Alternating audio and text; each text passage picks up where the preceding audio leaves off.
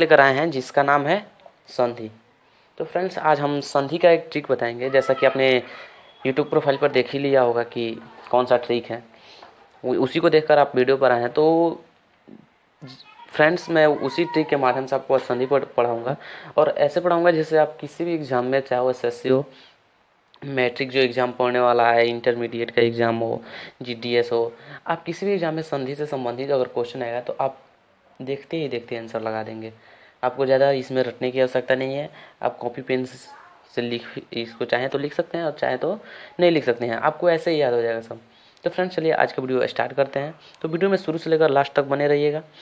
देखिए, संधि का शाब्दिक जो अर्थ होता है वो होता है मेल। संधि का शाब्दिक अर्थ होता है मेल, ठीक है। किसी भी एग्ज़ाम में आप कोई भी एग्ज़ाम देंगे या आप जो देने वाले हैं या आप जो दे चुके हैं, आपने देखा होगा कि किसी भी एग्ज़ाम में ये कभी नहीं पूछेगा कि आप संधि का परिभाषा लिखें। ये कभी नहीं पूछेगा कि संधि का परिभाषा लिखें, लेकिन हम इसको जान लेते हैं क्या कि संधि का परिभाषा क्या होता है। तो दो वर्णों के मेल से उत्पन्न विकार को संधि कहते हैं, ठीक है। दो वर्ण का मेल, वर्ण का मेल मतलब वर्ण क्या होता है? मुख से निकलने वाली सबसे छोटी ध्वनि होती है। जैसे क, ख, ओ, आ। जैसे में स्वर वर्ण व्यंजन वर्ण आपने पढ़ा होगा, क से ज्ञ तक और अ से अह तक, ये वर्ण होता है। तो इनके मेल से जो विकार उत्पन्न होगा, विकार का अर्थ होता है परिवर्तन, ठीक है। इसके मेल से यानी ये जब दोनों जो दो ठो स्वर या दो ठो व्यंजन या स्वर या व्यंजन आपस में जुड़ेगा तो जो परिवर्तन होगा उसी को क्या कहते हैं? संधि कहते हैं। तो आशा करते हैं कि संधि का परिभाषा आप लोगों को याद हो गया होगा, ठीक है। तो अब संधि को कितने वर्गों में बांटा गया है, ठीक है। तो संधि को 3 वर्गों में बांटा गया है। पहला होता है स्वर संधि, दूसरा होता है व्यंजन संधि और तीसरा होता है विसर्ग संधि, ठीक है। हमारे संधि को 3 प्रकार में बांट कर अध्ययन करते हैं, ठीक है। फ्रेंड्स ये तीनों जो है इसको हम 3 वीडियो में बताएंगे। जो स्वर संधि है वह थोड़ा लंबा है, तो इसमें हम स्वर संधि को कवर करेंगे इस वीडियो में। तो स्वर संधि जो होता है उसमें केवल स्वरों का मेल होता है। स्वर संधि में क्या होता है? केवल स्वरों का मेल होता है। तो स्वर संधि में केवल स्वरों का ही मेल होता है। अ से मिलेगा या अ मतलब जो अ से अह तक है उसी में से आपस में मिलेगा तो स्वर संधि का मेल होगा। तो स्वर संधि में केवल स्वरों का ही मेल होता है। स्वर संधि को देखिए 5 वर्गों में बांटकर भी हम लोग अध्ययन करते हैं।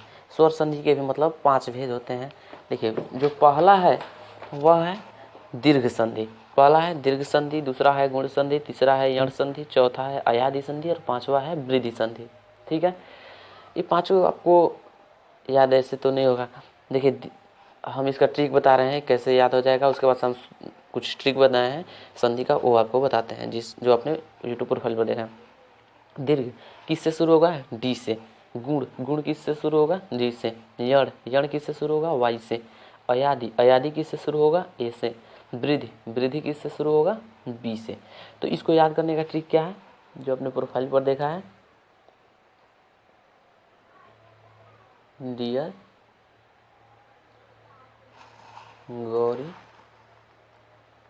यू आर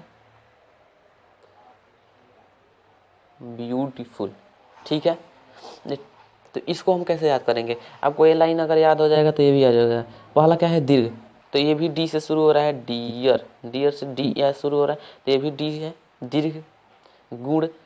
गुण जी से शुरू हो रहा है तो ये भी गौरी जी से है। यण वाई से है तो ये यू है, यू। और अयादि ये आर है यहाँ पे, आर, तो ये भी अयादि ए है यहाँ पे। वृद्धि बी से तो ये भी ब्यूटीफुल बी से है, ठीक है। तो इसको आप केवल ये याद रखिएगा, इसका पहला लेटर। आप ये दीर्घ गुण अयण अयादि वृद्धि ये याद नहीं रखेंगे तभी भी कोई बात नहीं है। इससे तो आप ये ए लिखेंगे तो आपको ए से आ जाएगा, हाँ अयादि होता है। वाई से क्या होता है? तो यण होता है। जी से क्या होता है? तो गुण होता है। डी से क्या होता है? तो दीर्घ होता है। बी से क्या होता है? तो वृद्धि।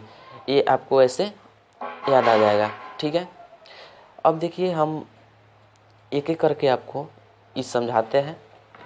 देखिए दीर्घ जो संधि है इसका तो कोई ट्रिक नहीं है, लेकिन और जितने चारों हैं उसका ट्रिक है। तो दीर्घ संधि को समझाने का मैं एकदम अच्छा से समझाता हूँ इसको। दीर्घ संधि में होता क्या है, दीर्घ संधि में ये होता है कि जब दीर्घ का अर्थ होता है बड़ा, ठीक है, दीर्घ का अर्थ होता है बड़ा, तो दीर्घ का अर्थ होता है बड़ा, तो देखिए इसमें क्या होगा, जो छोटा और छोटा मिलकर बड़ा हो जाता है, इसमें दो छोटा और छोटा मिलकर क्या हो जाता है, बड़ा हो जाता है। जैसे में अ और अ मिलेगा तो आ हो जाएगा, अ और बड़ा अ मिलेगा तो वो भी आ हो जाएगा, ई और बड़ी ई मिलेगा तो वो बड़ी ई हो जाएगा, दो छोटी ई मिलेगा तो बड़ी हो जाएगा, या बड़ी बड़ी ई मिलेगा तो वो भी बड़ी हो जाएगा। जैसे में मान लीजिए यहाँ पे अ है, यह भी अ है, अ मिला है। जैसे में इसका संधि एक उदाहरण सर्वधन अधिक, तो इसमें लास्ट में अ आया, इसमें आया अ मिला तो ये आ हो जाएगा, सर्वाधिक, ठीक है। ये है अ और धन आ, तो इसका उदाहरण ये दोनों मिलेगा तो आ हो जाएगा। जैसे में स्व, इसके लास्ट में अ आया है और ये है आधीन, आ आया है और इसके आगे अ आया है तो स्वाधीन, इसका क्या हो जाएगा, स्वाधीन। ये देखिए यहाँ पे छोटी ई है, बड़ी ई है, छोटी ई और बड़ी ई मिलेगा तो बड़ी ई हो जाएगा। गिरी धन ईस, ये क्या हो गया, गिरीश, क्या हो गया, गिरीश। ये देखिए बड़ी ई है, ये बड़ी है, बड़ी ई दो ठो मिलेगा तो ये बड़ी ई होगा। जैसे में इसका उदाहरण हमने लिखा है। दूसरा एक देखिए, यहाँ पर छोटा ऊ और छोटा ऊ मिलेगा तो ये क्या हो जाएगा, बड़ा ऊ। जैसे बधू धन उत्सव, वधूत्सव, ठीक है। यहाँ पर छोटा ऊ और बड़ा ऊ मिला है तो बड़ा ऊ हो गया है, ठीक है। और बड़ा ऊ और बड़ा ऊ मिलेगा तो भी बड़ा हो जाएगा। मतलब दीर्घ का मतलब होता है जब दो छोटा मिले या दो बड़ा मिले या एक छोटा एक बड़ा मिले तो क्या हो जाएगा, बड़ा हो जाएगा। दीर्घ संधि आपको आशा करते हैं समझ में आ गया। अब देखिए हम आते हैं अपने ट्रिक पर, ठीक है। आपने देखिए यहाँ पे दूसरा क्या है हमारा, गुण संधि। तो गुण संधि का ट्रिक क्या है, सबसे पहले देखिए हम ये जो अ से लेकर अ तक है, देखिए एक हमारा मस्त क्या है, क्या अंग और अ, तो ये विसर्ग संधि में आएगा, ये स्वर संधि में नहीं आता है, ठीक है। तो कि कौन कौन बच गया, अ से लेकर अ तक। हम इसको तीन पार्ट में डिवाइड किए हैं। अ और आ को ए मान लिए हैं, छोटी ई बड़ी ई छोटा ऊ बड़ा ऊ, री को बी मान लिए हैं, ए ओ औ को सी मान लिए हैं, ठीक है। अब देखिए हमारा ट्रिक क्या कहता है, अगर ए और बी मतलब ओ आ और छोटी बड़ी छोटा ऊ बड़ा री, ए और बी अगर आए बीच में संधि करने के लिए, यानी अगर दो ठो शब्द मिलेगा तभी संधि होगा। तो मान लीजिए यहाँ पे है सर्वधन अधिक, तो इसी तरह यहाँ पे जो शब्द है और यहाँ पर जो शब्द है, इसके लास्ट में अगर ए आए, यानी इसके लास्ट में ओ, जैसे महाधन उत्सव हम लिखे हैं, आ आया है और उ आया है, यानी एक इसमें का आएगा, ए में का और एक बी में का आएगा अगर संधि करने के लिए, तो हमारा जी हो जाएगा। तो अब जी से बताइए क्या होता है, जी से गुण संधि, जी से ग से गुण संधि। तो ए और बी यानी महाधन उत्सव, इसके लास्ट में आया है और उ आया है, उ इसमें है बी में और इसमें क्या है, आ है, तो ये दोनों मिलकर क्या हो जाएगा, महोत्सव। तो ए और बी जब मिलेगा तो जी हो जाएगा, ए प्लस बी बराबर जी। जैसे यहाँ पर देखिए सूर्यधन इंद्र, इसके लास्ट में अ आया है, इसके लास्ट में ई आया है, ए में का है और ये बी में का है, तो ये सुरेंद्र हो गया। तो कौन सा संधि होगा, गुण संधि। तो याद रखिएगा ए और B equal to G, A plus B equal to G, A plus B equal to G होता है, ठीक है। इसका उदाहरण महाधन ऋषि, तो महा आ और री, ए और बी में मिल रहा है, जुड़ रहा है, तो क्या हो जाएगा, महर्षि। तो ये हमारा कौन सा संधि हो गया, ये हमारा गुण संधि हो गया। धन धन उपार्जन, और आया है इसमें उ आया है, तो धना धनोपार्जन हमारा कौन सा संधि होगा, गुण संधि। कब गुण संधि होगा, जब ए और बी आपस में जुड़ेगा। तो ए क्या है, ओ आ, और बी क्या है, छोटी बड़ी छोटा ऊ बड़ा ऊ री, ठीक है। दूसरा हम देखते हैं यण संधि। यण संधि क्या है, तो यण संधि ये जो हमारा बी है ना, बी बी बी में ए जुटे या सी जुटे, ए में बी के बाद अगर ए आए या सी आए, यानी ई छोटी ई बड़ी छोटा ऊ बड़ा ऊ, री के बाद ये आ जाए ए या बी आ जाए, तो हमारा कौन सा संधि होगा, यण संधि होगा। तो बी प्लस ए या सी, बी प्लस ए कमा सी बराबर क्या हो जाएगा, वाई। वाई से हमारा क्या होगा, यण संधि। जैसे में देखिए उदाहरण से समझिए, अति धन अधिक, अति लास्ट में छोटी ई आ रहा है, छोटी ई किस में आता है, बी में आता है, बी हो गया। तो बी के बाद कोई भी स्वर हो, बी के बाद कोई भी स्वर हो तो क्या हो जाएगा हमारा वाई, वाई माने अण संधि, यण संधि। तो ए और सी बच रहा है, तो बी प्लस ए कमा सी बराबर वाई। ये आप सूत्र याद रखिएगा। जैसे में अति धन अधिक, अति धन अधिक तो क्या होगा अत्यधिक, तो हमारे अत्यधिक में कौन सा संधि है, यण संधि है। प्रतिधन अक्ष तो ये हमारा क्या हो गया, ई आया है और इसमें आया तो क्या हो गया प्रत्यक्ष। अतिधन तो क्या हो गया अत्यंत। अधिधन आदेश, इसमें छोटी ई है, इसमें आ है। यानी इसको ऐसे भी याद कर सकते हैं कि बी के बाद कोई भी स्वर आए, बी के बाद कोई भी स्वर आए, यानी छोटी बड़ी छोटा बड़ा और ई के बाद कोई भी स्वर आए तो हमारा कौन सा संधि हो जाएगा, यण संधि, यानी बी प्लस ए कमा सी इक्वल टू वाई। ठीक है, अगला है क्या, अयादि संधि। तो अयादि संधि में क्या होता है कि सी के बाद कोई भिन्न स्वर आ जाता है। जैसे सी में क्या जुट जाएगा, ए और बी, सी के अलावा बचेगा ही क्या, सी के अलावा ए और बी जुटेगा, तो सी प्लस ए कमा बी इक्वल टू ए, यानी ए से क्या होगा अयादि संधि।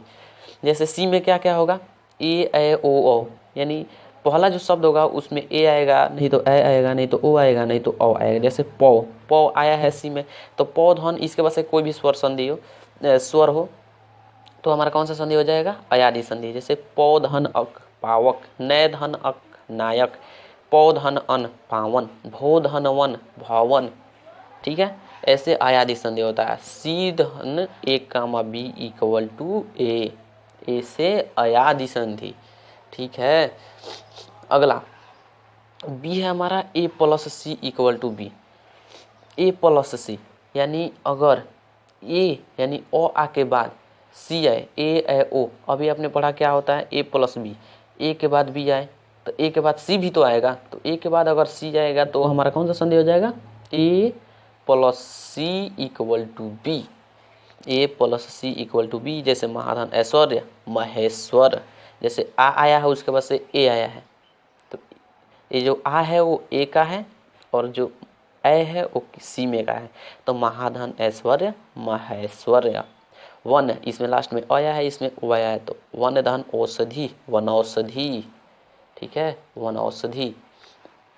परम धन औषध परम, इसमें लास्ट में आया है, इसमें ओ आया है, तो यहाँ क्या होगा परमौषध। ठीक है, परमौषध। यह है सदा धन एव, तो ये क्या हो जाएगा सदैव, इसमें आ आया है और इसमें क्या आया है ए आया है, तो ये क्या हो गया हमारा A plus C equal to B होता है। ठीक है,